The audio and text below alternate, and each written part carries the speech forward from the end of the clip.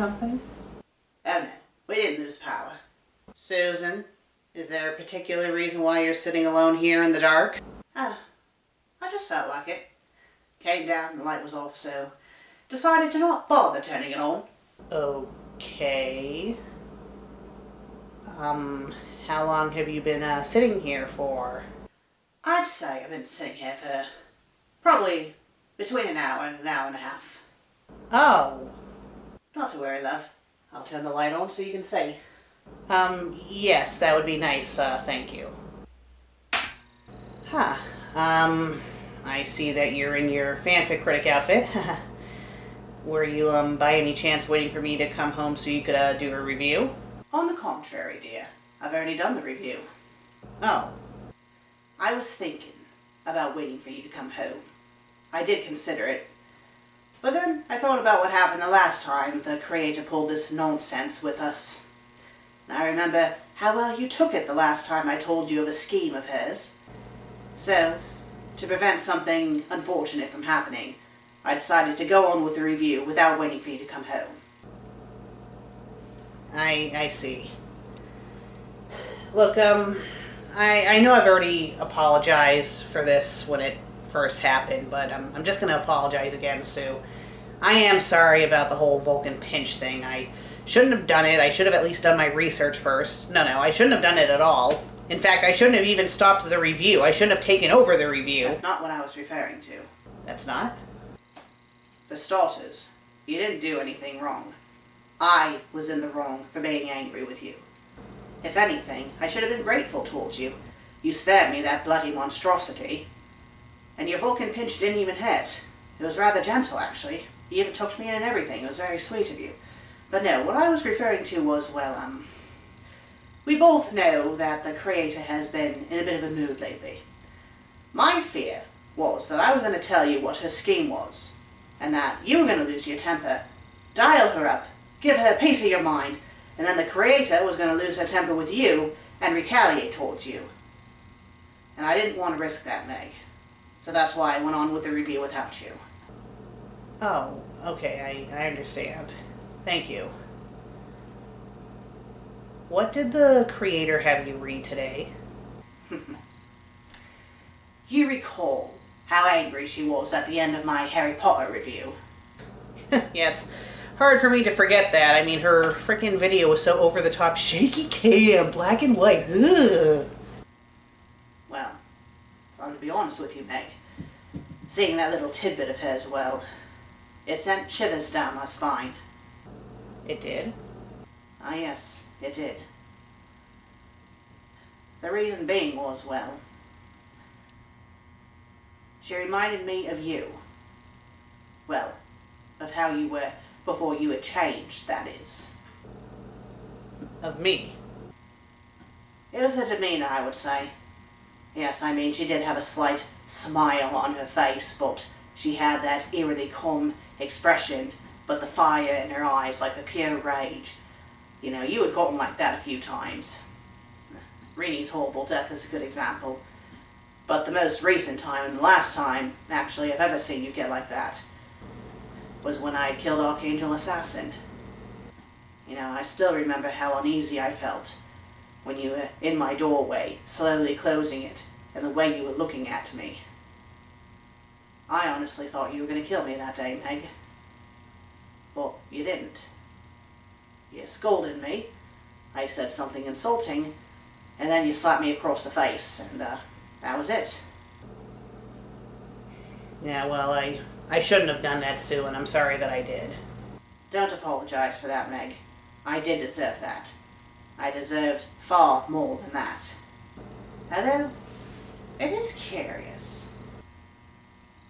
You didn't get like that when I murdered Earl. It was normal anger, but even that was a bit restrained. But then again, when I killed Earl, that was after the phase pistol incident. What does the phase pistol incident have anything to do with any of this? We'll get to that bit, dear, when we get to that bit. Okay, the story, Susan. What story did the creator make you read today? Oh, yes, the story. I'm sorry, we went off on a bit of a tangent there, didn't we? Oh, yes, the story. The creator, well, my dear, the creator was not satisfied with me doing only one part of the Spanish fly invasion. She didn't. She did. God fucking damn it! Well, what's done is done. I've already read it. I've already filmed it. I just need to edit it. I'll quote to you what the creator said to me when she told me of her scheme. Just see it as ripping off a band-aid. Oh yes, it's gonna hurt, but at least you'll get this Spanish fly story done and over with, and you'll never have to touch it again.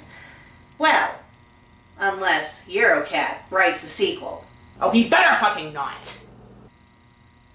You seem a little bit angry, love. A little angry? A little angry? I think I'm a little past a little angry, Susan. What the hell was the creator thinking? What the hell were you thinking? Yes, you are very, very angry by this. I guess I am getting a bit riled up, yes. Can you see now why I decided to go on with the review without you? Okay, I can kind of understand why. But I really wish you had waited for me to come home, Sue, because 4 chapters. So 2 episodes in a row of you doing Spanish fly invasion. I mean, if you had waited for me to come home, I could have at least supervised you, made sure nothing went awry, or you going, Is something wrong, dear? You seem a bit tense. Well, it's just that, Are you okay, Sue? Oh, I'm fine. I'm rather dowdy, actually. But no, it's you I'm concerned about. You seem a bit shaky. Nervous. Very tense. Well, it's just that I'm a bit concerned about you. I mean, you do seem a bit off. You seem very off, actually. You did not 1, but 2 episodes in a row of Spanish Fly Invasion, you know, reading 4 chapters of that frickin' crap. And, you know, you admitted to me that you've been sitting here alone in this room in the dark for over an hour. I don't see any harm with sitting alone in the dark for a bit. You know, without the distraction of the light in this room, and nothing but blackness surrounding you, it gives your mind a chance to wander, to think about things that have been on your mind for a bit. Thoughts that you've been trying to suppress or just ignore. A lot has been on my mind, Meg. A lot of thoughts. Concerning thoughts. Thoughts about you. Thoughts about me. Ah, yes. About you. And how much you have changed. I'm not referring to normal changes, you know, that one undergoes when they're getting older. Nor am I referring to the change that you underwent after the whole debacle with Archangel Assassin. Now I'm talking about other prominent changes. One of those changes is your sanity. You're not insane anymore. No, Sue, no. I'm still nuts. No, you're not insane anymore. And how are you so sure of this? Simple, really. You reviewed not 1, but 2 chapters of the Spanish Fly Invasion of Bikini Bottom. The 2nd chapter in particular was very, very nasty. Now, to be honest with you, Meg, one of the reasons why I was so cross with you that day wasn't just because of the botched Vulcan pinch. It was because I was afraid that you were going to read the fanfic, lose your marbles, and kill yourself. That little part of me that would always get enraged when you would kill yourself was starting to bubble up within me. But, as I laid on the couch paralyzed, though I couldn't hear everything that you were saying, I could hear enough to know that you were not losing your marbles. You were ranting, yes, and then you did your little fuck you to the creator bit, but aside from that, you were perfectly fine. And then as you were doing the 2nd chapter, I realized that you weren't going to go insane. So there's your proof. You're no longer insane. Well, I wouldn't go that far, Sue. I mean, say if I did decide to start reading fanfics again, there's a good chance that I would snap and go nuts again. I don't think you would. I honestly don't think you would. You're a lot more mature and refined now, Meg. And even if you did go a little nutty, I highly doubt you would off yourself. I have my faith in you, Meg. Okay, well, if you insist. And then there's the other change. The one that was my fault. Huh? Before the phase pistol incident, the second one in particular, you were different then. You were a lot more feisty back then. You know, very defiant. You wouldn't put up with any bullshit. I mean, you tolerate some of my nonsense to a point. But then you'd put your foot down. You were fearless. You know, hyper, bounced around like a cartoon character. And then the phase pistol incident happened. You know, that hyper energy went away. Your fierceness became timidness. Became rather jumpy, cautious. It was then that you became afraid of me. Sue, I'm not afraid of you. I'm not saying that you're afraid of me all the time, far from it, but there is a noticeable difference. And it's understandable, because what I did to you back then, that was rather traumatizing. I mean, to this day, you still have nightmares of it. It can change a person, trauma. But as I look at you this very moment, I can definitely see the fear in your eyes. You are afraid of me. I'm concerned about you. And yes, I am a little nervous, but I'm not afraid of you. You're not afraid, you say? No, I'm not. Really?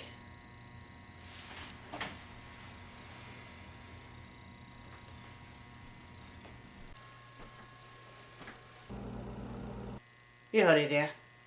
Take it off. What? You heard me. Take it off. Why? Well, maybe it's because I want to get a better look at you. You're always bundled up in that thing. Well, it's cold. It's in the middle of December. Take it off! Okay, I'm taking it off.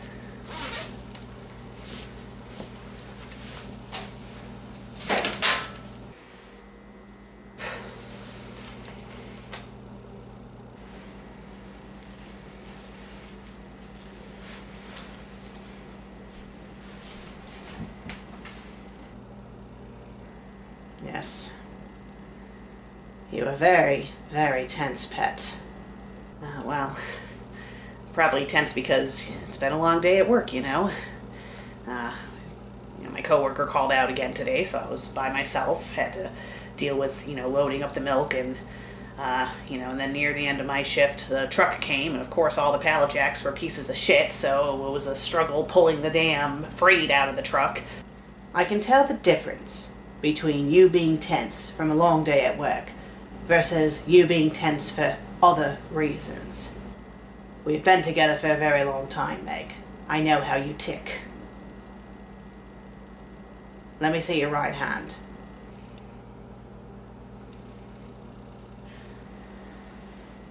Ah, yes. You got goose flesh going up and down the arm. And your pulse is very fast and very strong. Well, like I said before, it is cold. And the heart rate, well, like I said before, I did pull the truck right before coming home. You have a 25-minute commute from work to home. 25 minutes is more than enough time for your heart rate to go back to normal pace. We both know the reason why your heart rate is high right now, Megan. You are making me a bit nervous, Sue. But that's all it is. I'm concerned about you, but I'm not afraid of you. Really?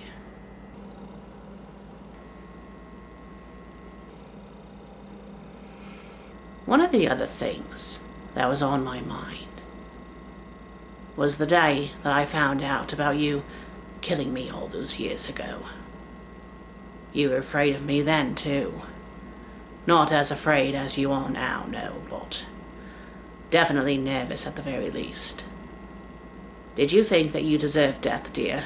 Yes, and, I still think I would deserve death. Really? Why is that? Well, it's because of what I did, obviously. You want honesty, so I might as well be straight with you on this. When I used to kill myself back then, it wasn't always because of fanfics. It would start off as fanfics, yes, but that rage towards the fic would turn into rage towards myself. The thing is, I had a lot of self-loathing back then after I had killed you, and I couldn't forgive myself for what I had done. So when the anger became too much and the fanfic became too bad, I would turn the blade on myself. And every time when I would lay dying, I would think that would be the last time. But then every time you brought me back, and I never understood why you would bring me back. Not back then, anyway. I do understand now, though. Ah, yes. Love. What if I were to tell you, though, that I've lost my love for you? That, in fact, I hate you, and I want you dead. And I want to exact revenge on you this very moment, with this blade. What would you do about that? If you're going to do it, Sue, please just make it quick. A botched throat slitting can be very painful. You would allow me to kill you? Yes. You're physically stronger than me, Meg. You always have been. I'm not even holding your arm that tight. You could break away any time. But you're telling me that you would allow me to end your life. Do what you must.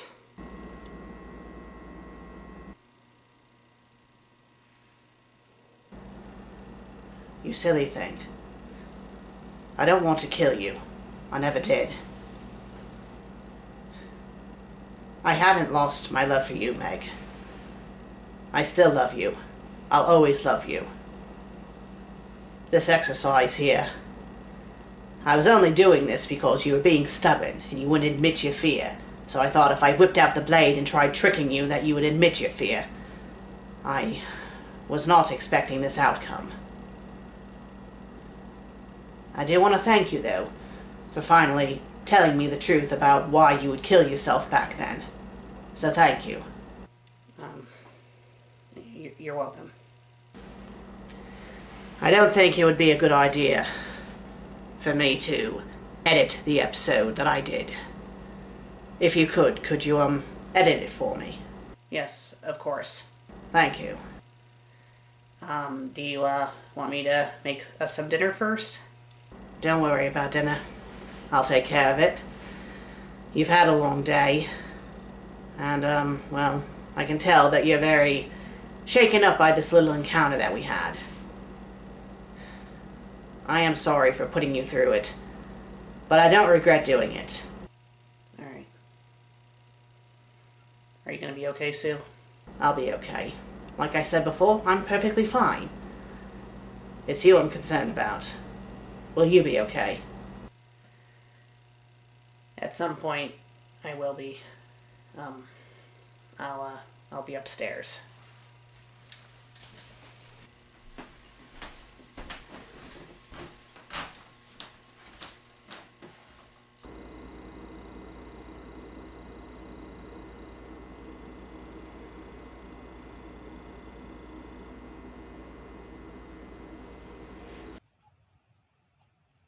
Okay then. Yes, I won't be doing that again. I don't know what that was.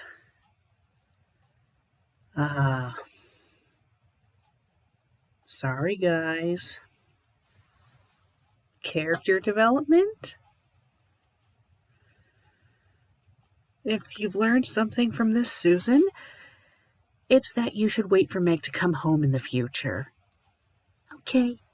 And if Meg hasn't learned anything from this, just admit your fear.